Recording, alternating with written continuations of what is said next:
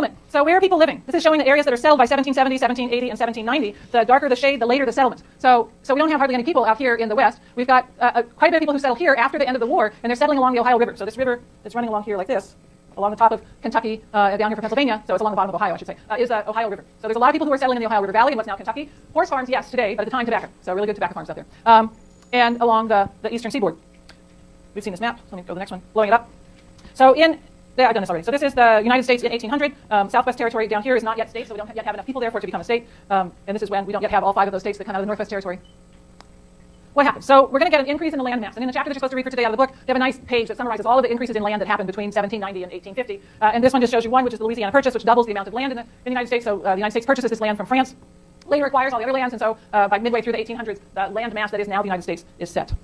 How are people, where are they settling? So here we have more settlements. So now we're going to look at 1800, 1810, 1820. The darker the shade, the later the settlement. And again, you can see the process of migrating west. So here and here and here. And so population is gradually moving west over the first part of the 19th century. That is the early 1800s. How are they getting there? We're going to talk about transportation on Thursday. But a big piece of how they're getting there is over roads. So these are roads. This is horses and covered wagons and so on, moving people from one location to another. The National Road, which is, you can actually find the National Road still today. Natchez Trace Trail, which is still there. Natchez Trace was an Indian route, became a route that people used, that the European descendants used for settling, and you can drive the Natchez Trace Trail today. It's a national park. The Federal Road. We've got here, the Appalachians. So that's a big mountain range. Not as tall as the Sierras, but for the East Coast, pretty big.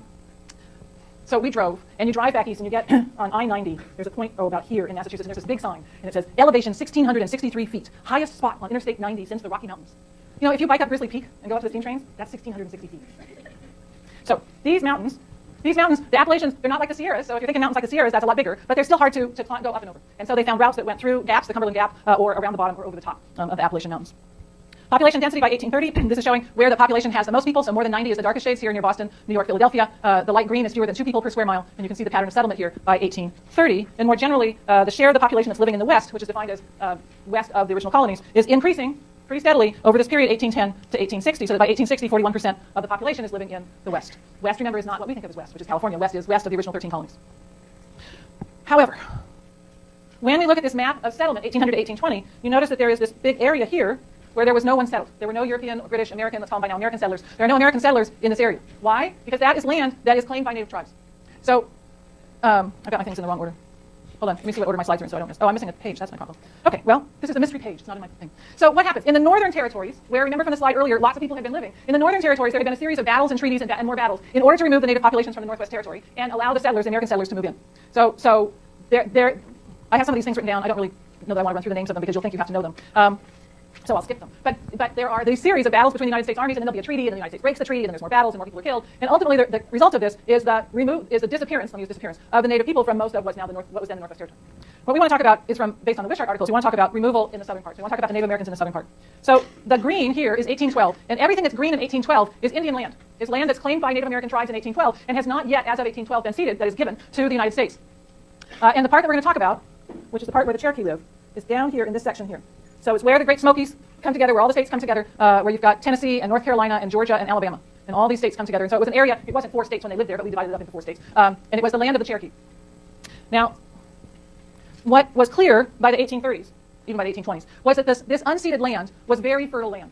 The cotton gin, which we'll talk about more another day, the cotton gin, which allowed the production of cotton in the United States, had been invented in 1793. And the production of cotton was a very profitable activity. And so people who were producing cotton, most of whom, but not all of whom, were slave owners, were looking for expansion of land, more land on which to grow cotton, and thereby to increase their profits from growing cotton. And this land that's green here is ideal. It's really good cotton growing land, but it was occupied. It was settled. This is the area where, you remember from the chart on Thursday, this is the area of settled agriculture. This is the area where there were communities.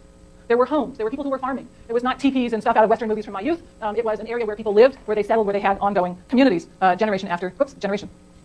But it was good land. And so there was pressure on the government to somehow, we got the Indians out of the north, why can't you do the same thing in the south? We need to get the Indians out of this area because we want to move in there, and we want to be able to grow cotton on all of this land. So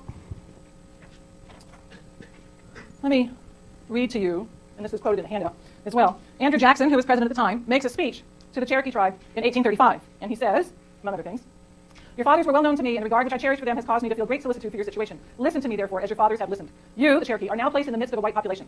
Notice the text there. You are now placed in the midst of a white population, as opposed to, I was here Nobody placed me. I was already here. Anyway, you are now placed in the midst of a white population. Your peculiar customs have been abrogated by the great political community among which you live, and you are now subject to the same laws which govern the other citizens of Georgia and Alabama. Most of your people are uneducated and are liable to be brought into collision at all times with their white neighbors. Your young men are acquiring habits of intoxication. With strong passions and without those habits of restraint which our laws inculcate and render necessary, they are frequently driven to excesses which must eventually terminate in their ruin. The game has disappeared among you, and you must depend upon agriculture and the mechanic arts for support. And yet, a large portion of your people have acquired little or no property in the soil itself or in any article of personal property which can be useful to them. How, under these conditions, can you live in the country you now occupy? Your condition must become worse and worse, and you will ultimately disappear, as so many tribes have done before you.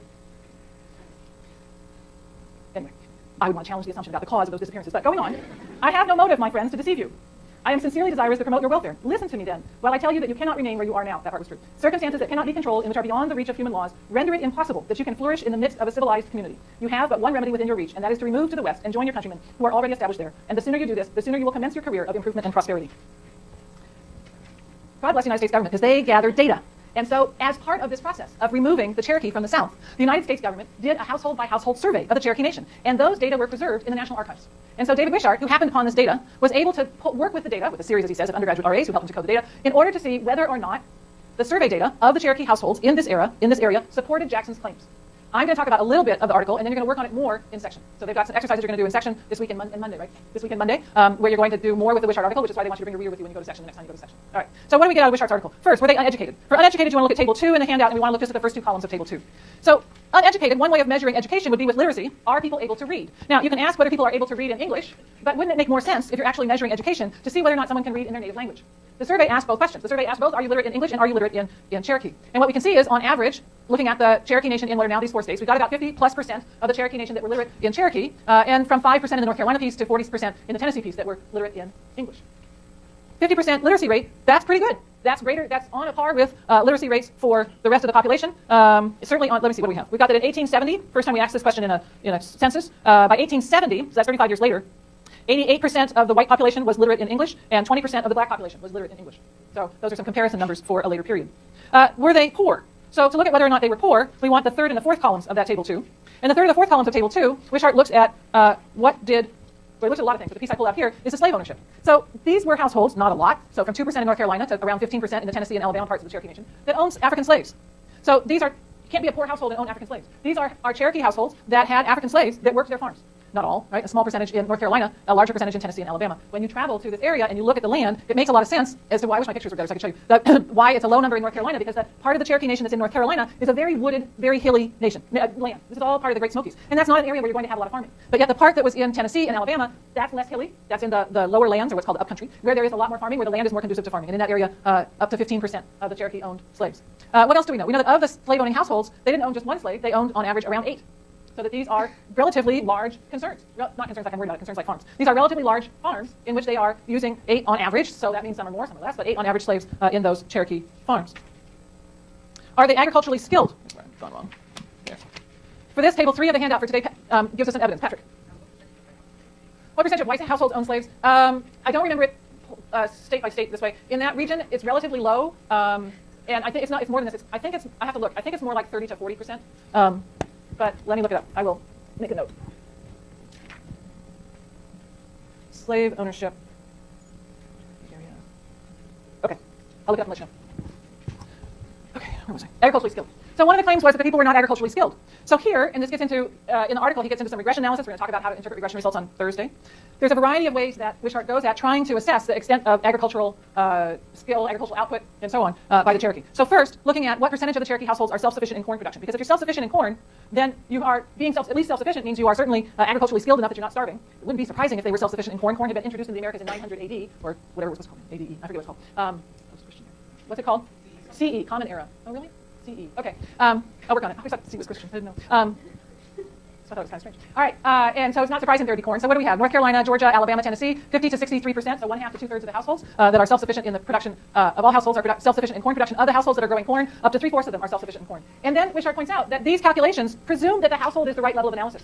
That perhaps the household is not the right level of analysis. Perhaps if there is sharing, if there is a communal sort of approach to this, maybe the household is not the right level of analysis. Because if you were going to look at a family, let's take this down further. If you're going to look at a family, so you have my family, you have a mom and a kid, or you have a mom and a dad and a kid or so, you're not going to look at each individual in that family and see whether or not they make enough to be self-sufficient, right? You're going to look at that unit because they share within that unit. You're going to look at that unit and see whether or not they're self-sufficient within that unit. The analysis assumes that the household is the right unit, but maybe there's sharing that goes beyond the household. So maybe there's a greater communal sharing that's beyond the household, in which case we get that not just 3/4, but a greater share of the community is at least self-sufficient in the production of corn. Despite the evidence that Cherokee were removed, they were removed along what's known as the Trail of Tears. This is one map that shows the removal. The removal is to what's then called Indian Territory. We now call it Oklahoma. And let me see if this works. Oops. Arrow. Yes. In the Trail of Tears, you can find historical markers, and I'll let you look at these images of the Trail of Tears.